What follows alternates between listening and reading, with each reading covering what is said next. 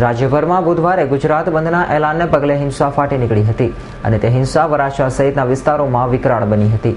તો વરાછા પોલીસ મથકને 5 થી 7 વાર આંદોલનકારીઓ દ્વારા ઘેરી લેવામાં આવ્યું હતું.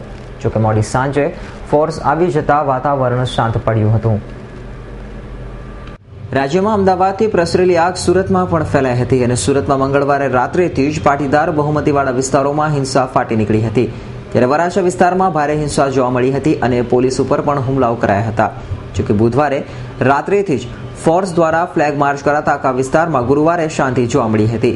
બુધવારે બપોરથી સાંજ સુધી ટોળા દ્વારા વરાછા પોલીસ મથકને આ 5 થી 7 વાર ઘેરવાનો પ્રયાસ કરાયો હતો.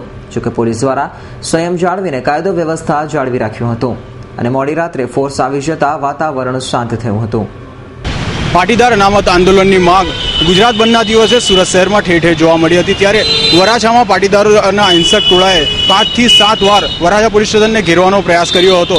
આ એ જ પોલીસ સ્ટેશન જ્યાં ગઈકાલે ગુજરાત બંધના એલાનના દિવસે 5 થી 7 વાર પોલીસ સ્ટેશનને ઘેરાવ કર્યો હતો. જોકે પોલીસે સંયમ જાળવીને ટોળાને વિખેર્યો હતો અને આ વિસ્તારમાં કાલે હિંસક બનાવો બન્યા હતા.